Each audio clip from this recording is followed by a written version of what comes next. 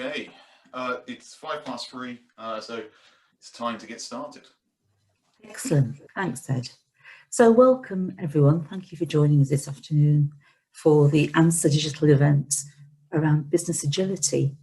Are you built for change? So we're just going to introduce what Answer Digital is and what we do and ourselves, and then we'll go into what hopefully you'll find an interesting talk around business agility. Fantastic. So first up, who are Answer Digital? So we use this picture quite a lot at the moment to show off who we are as a company, because what we done last year is we took an away weekend.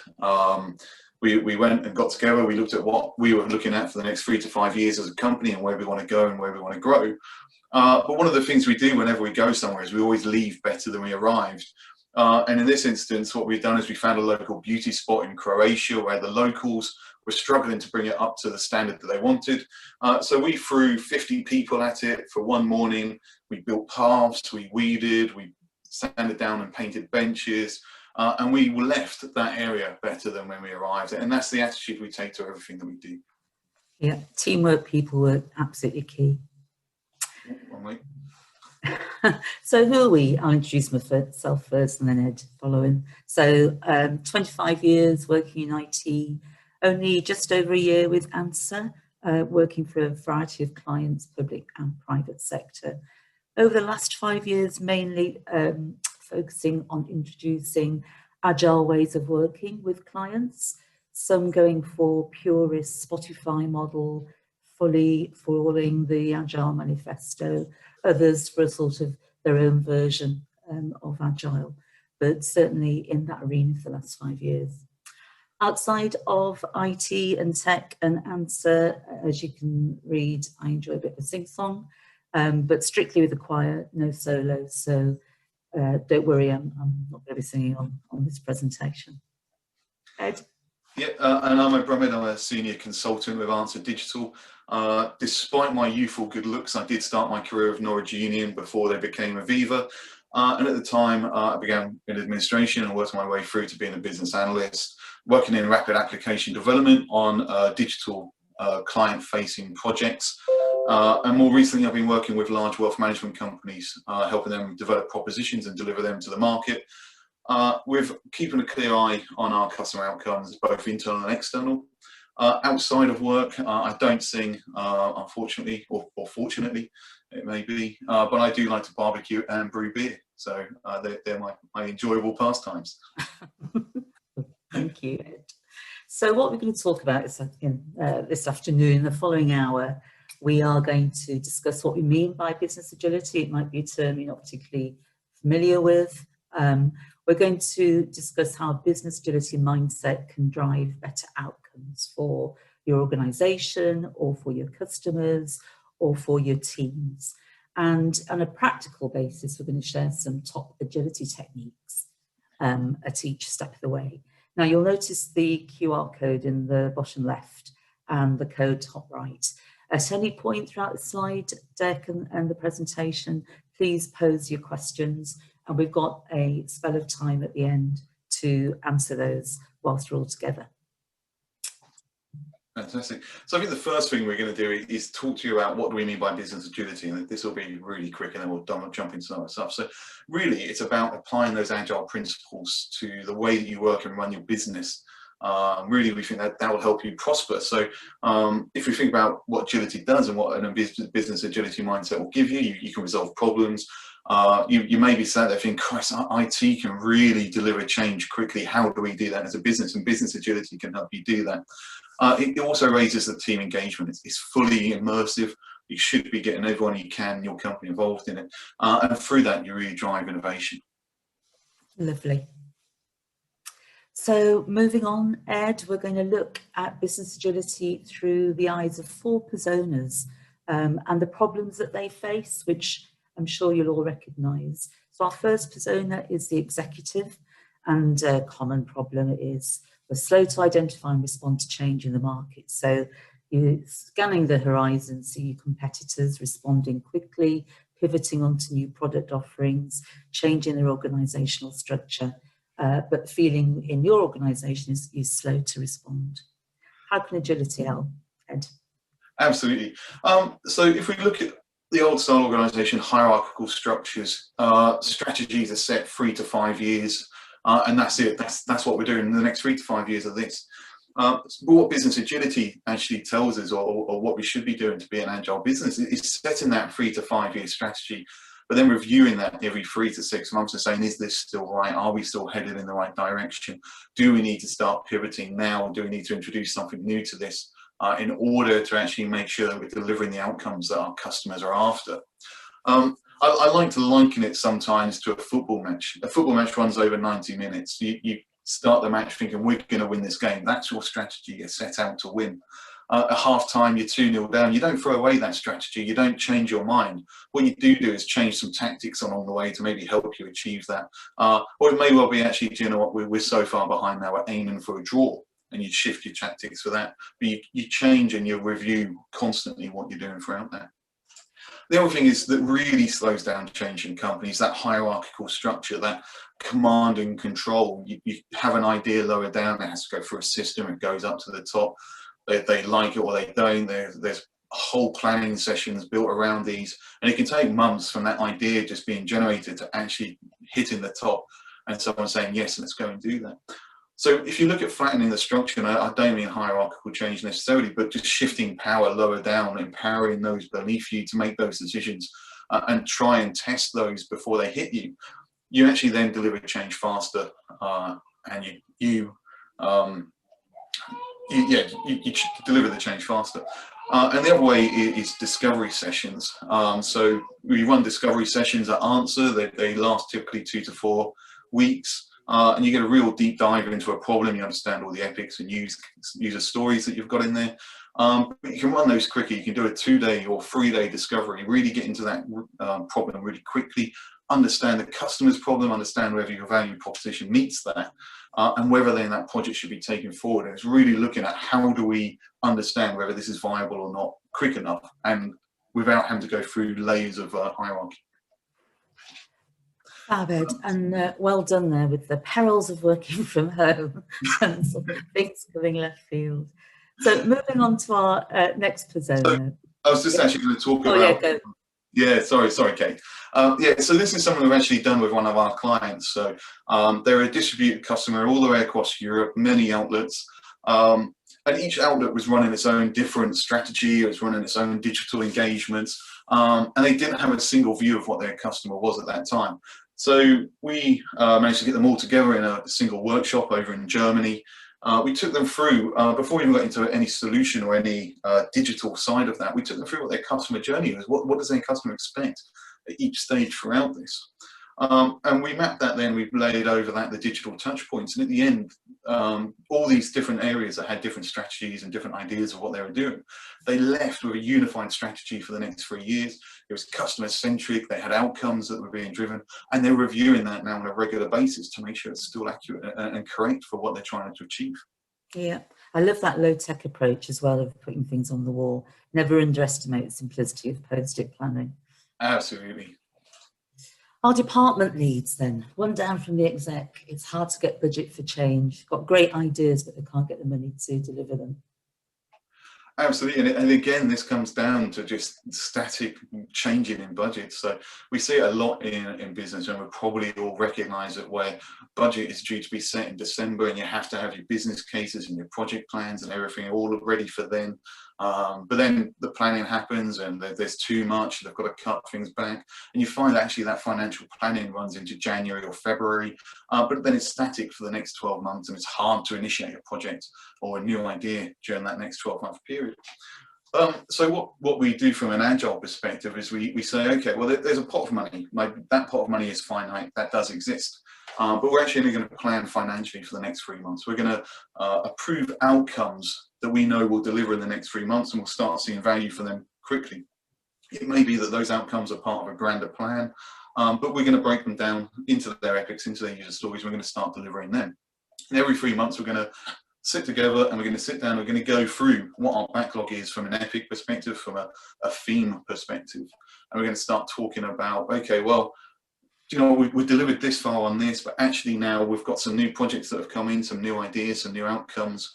and they're actually going to be quicker to deliver, and they're going to cost less, and they're going to deliver greater outcomes. So we're going to shift now, where we're getting the benefit from here, and we're going to shift.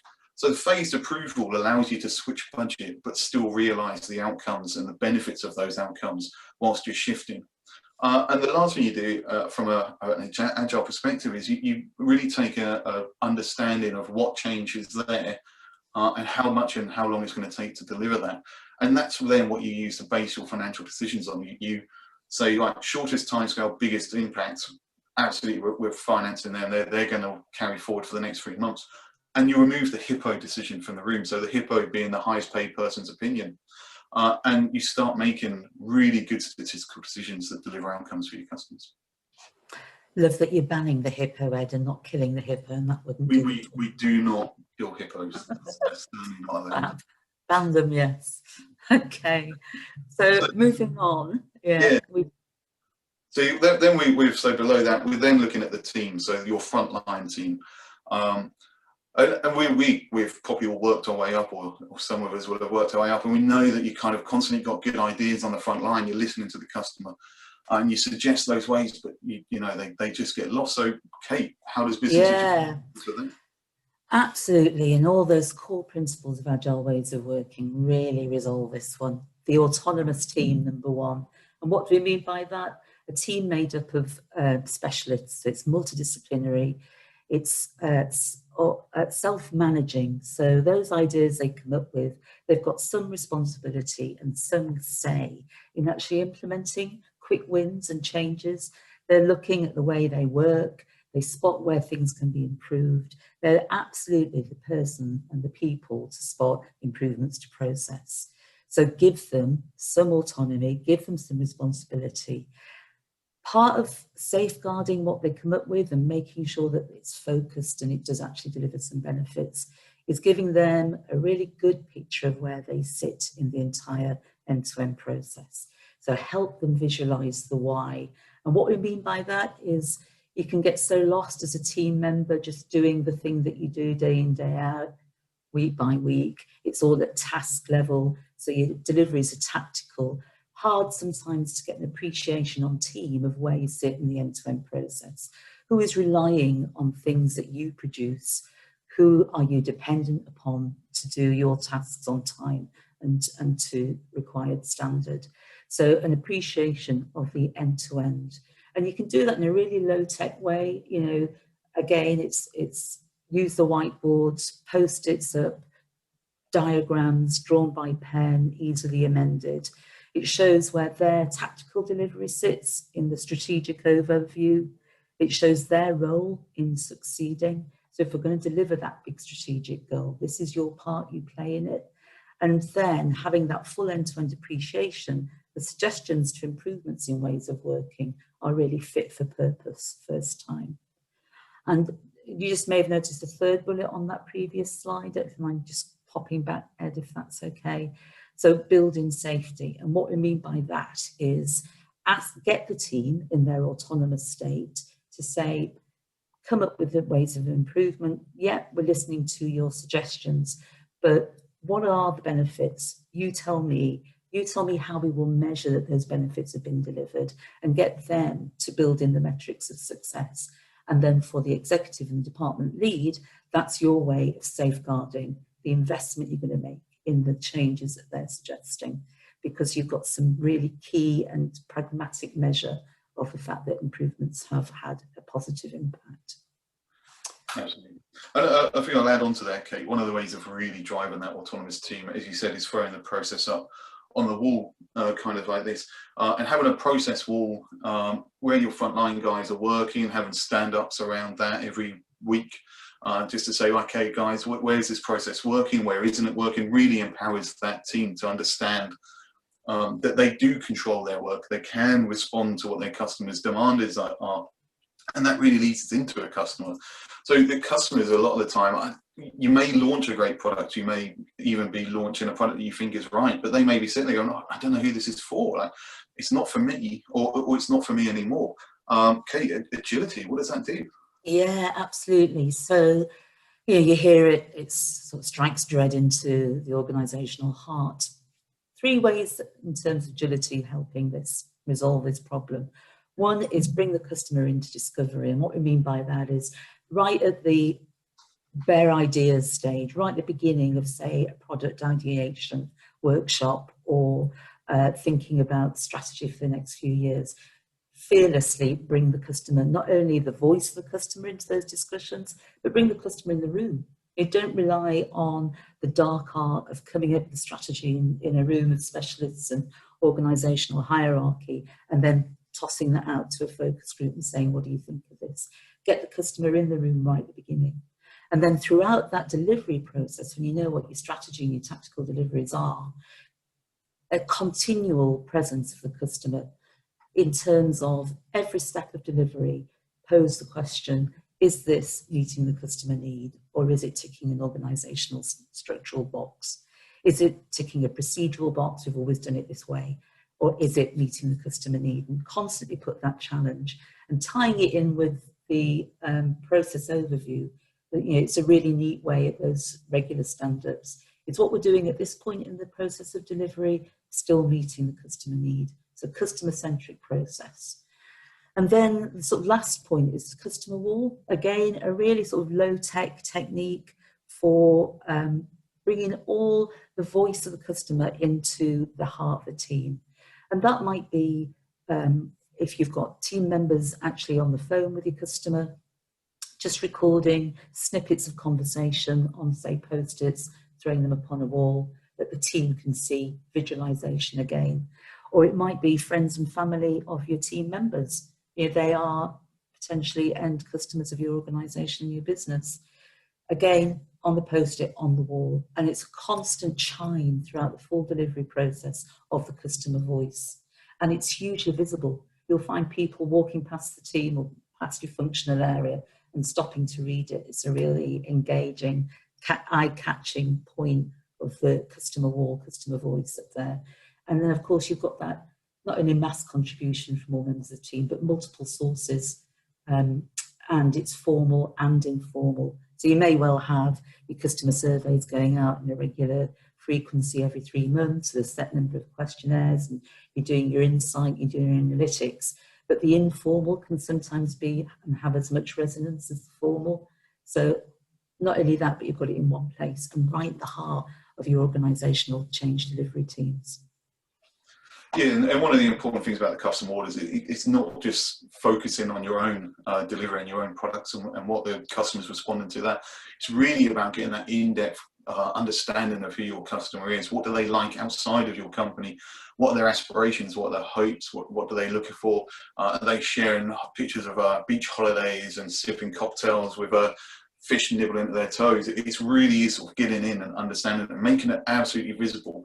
A lot of what we've talked about is making it work visible, making the process visible, making blockages visible, making the budgeting visible.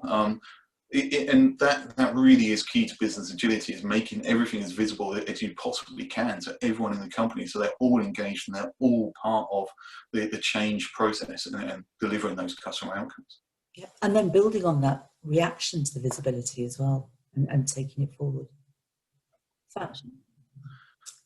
Brilliant. So that was quite a quick, brief run through of our personas, and hopefully you picked some stuff up from that that's useful. I think Kate's now just going to sort of take us through the impact that has over the project. And this is what you're looking at here is kind of the end-to-end delivery process, and it's based on a real-life example where we're working with a client who had quite a challenging delivery to make. They wanted to shift culturally their entire sales function from being really metrics and sales figures focused to having customer service and the customer at the heart of their culture. So it wasn't about making your figures and your sales figures every month. They got into that kind of mindset, but to shift away from that and make it all about tip-top customer service and putting the customer at the heart of their entire sales function. So, you know, in the non-agile, maybe old way of delivery, you would have had business analysts, business architects, and the leadership team doing a sort of round robin over maybe a series of weeks, stretching to months, of describing current mode of operation, CMO, envisioning the future mode of operation, documenting that, reams of paper, doing review with the leadership team, going out to the legals, coming back from the legals, going back into the leadership team.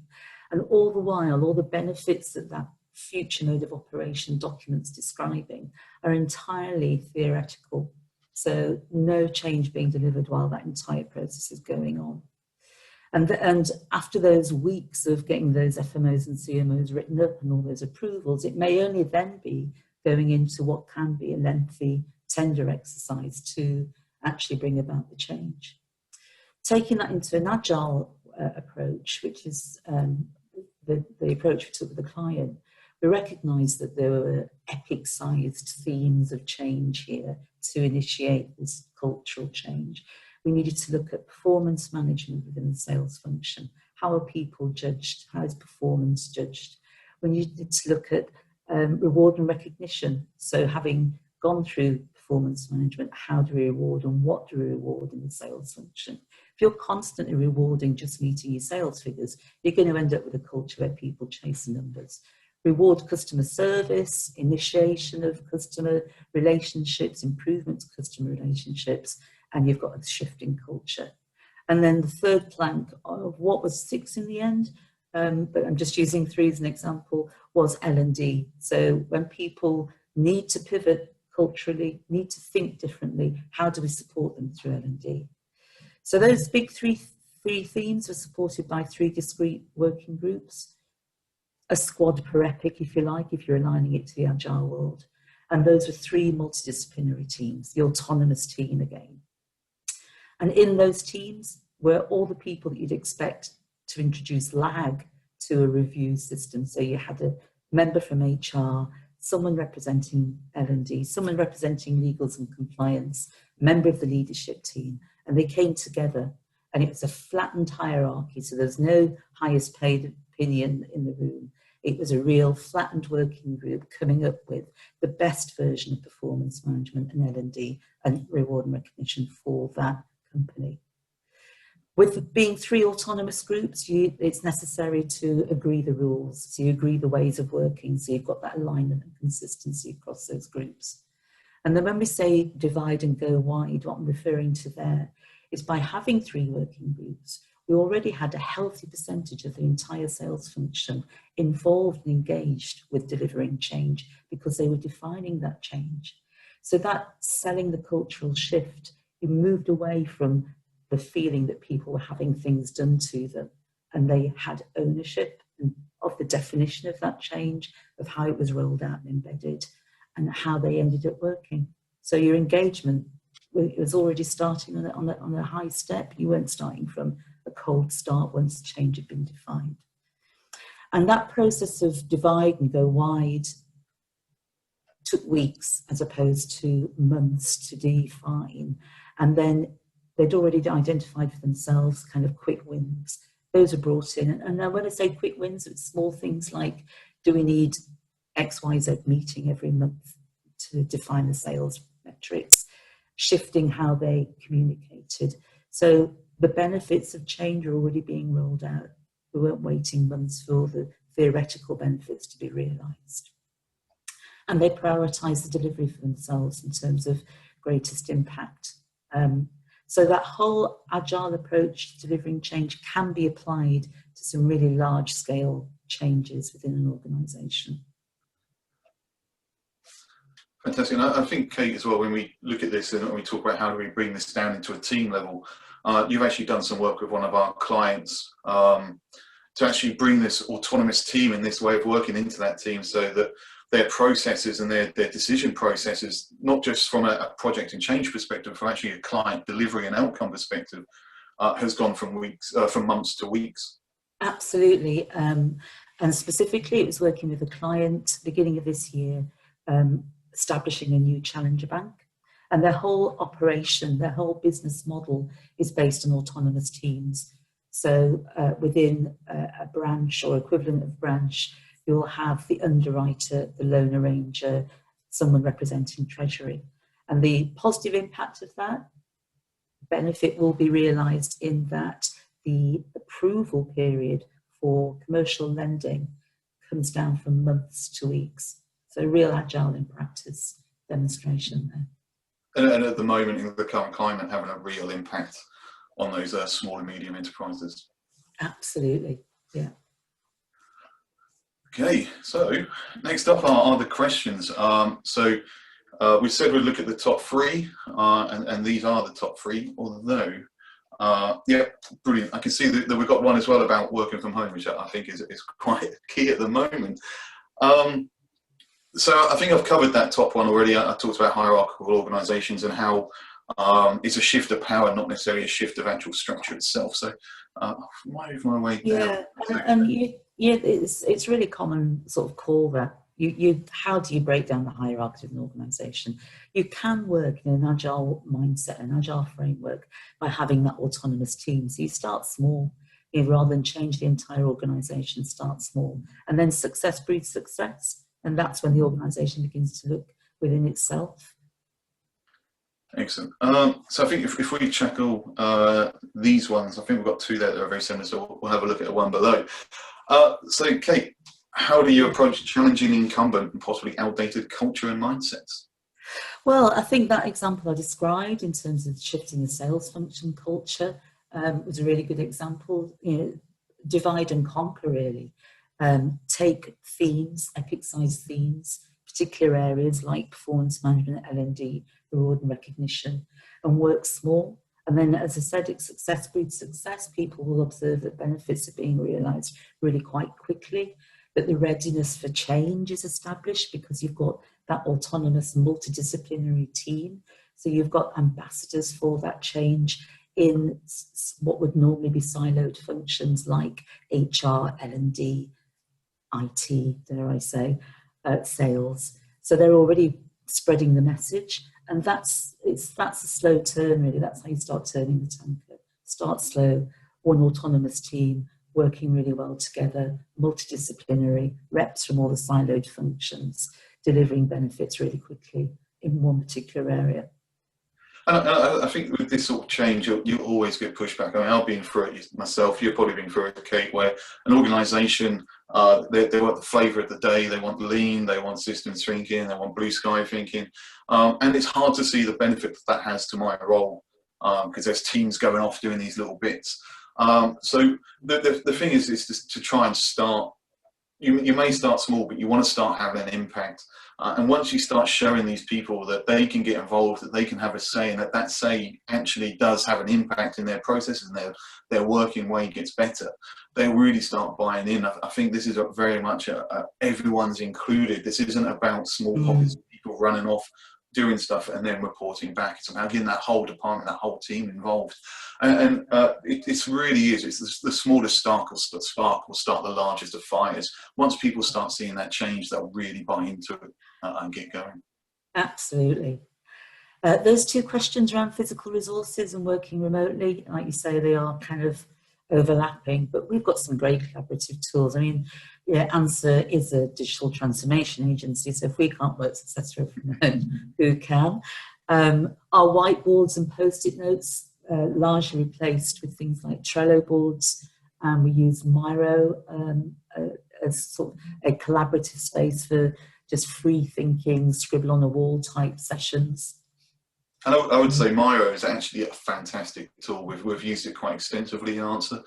And we were trialing it just before actually we went into lockdown. So we've been looking at how do we work better remotely, because I'm in Ipswich, Kate's up in Leeds, and we do work together. So we need that way of taking the office online as best we could. And Miro and the online whiteboards, compared to, you may see, I have my own whiteboard in my own office, but I can stand here and I can do stuff Kate can't, even if we're in the same room. So using something like Miro, everyone can be throwing post-it notes up on that, and the collaborative working is actually massively improved by moving it online. I spoke about visibility a lot and making stuff visible, and Miro and Trello and tools like that are great for adding visibility, especially even if you're distributed working like this, because it's something you give everyone access to. Visibility isn't always about throwing it up on the wall, although that's fantastic if you're in an office. it's about removing the barriers that hide this information from the people that should have access to it. So putting things on my road, giving everyone access to that, letting them see that process, letting them show where the problems are in that process by putting a sticky note on it or a red dot, and then having the discussions around that. That's what brings the visibility to that process. And we've also run retrospectives that way, as you say, voting on prioritization for changes. They've got some great templates in Miro for things like retrospectives and reviews. I think we'll just cover this last one, Kate, which is just about having all the teams empowered and autonomous. How do you ensure there's alignment? Yeah, it comes back to that sort of ways of working rules. In that example I described, we had what ended up being 6 sort of autonomous teams, all working on major work streams to deliver cultural change in the sales function. But we had initial mobilisation sessions across all teams to agree ways of working, how we were going to communicate, how we were going to have what we called scrum of, or the equivalent of scrum of scrums, where representatives from each working group came together to give feedback to each other as to how progress was being made and their particular theme. So yeah, it's autonomous, it's self-managing, but it's within sort of a framework. So you do have some order across autonomy and self-managing teams. Absolutely. And again, that is where visibility comes into it. If everything that people are doing is visible, people will make comments. They will say, oh, you can't do that, that's going to affect me over here. So the visibility on that side as well is quite key. Yeah. And, you know, this alignment kind of comes out through all autonomous teams have that sense of being engaged and being self-determining. And that is a sort of powerful feeling to bring teams together, that they're all, you know, moving the ship in the same direction, just have different points of control. Fantastic, right. Yeah, so last slide, just to say thank you for giving us your time. What we've listed there are the sort of 12 key agile tips that we included on the slides throughout. And hopefully, if you know, just one of those has sort of made you think differently about how you work within your organisation and how you approach change, whether it's small, medium or large, then that would be great. And if you want to talk more about those agile techniques and taking your organisation to business agility and having an agile mindset, then there are Kate and Ed's emails on the bottom there. You can get in touch with us, and the Slido questions area I think will be open for some time on it. Yeah, it's open until the end of the week. So if you've got any more questions, drop them in Slido, email me or Kate. Kate does like to refer to herself in the third person occasionally. But actually, it's something that we're both quite passionate about on business agility. So we're happy to have Zoom coffees, face-to-faces, just to discuss this and explore maybe how you can start taking your business in this direction. And as Ed mentioned, we're kind of covering the UK in that I'm north and Ed's south, but it'd be great to set something up face-to-face if one, we were in lockdown, and two, you wanted to do that. That'd be great. Thanks for your time. Thank you all for your time. Hope you enjoyed it.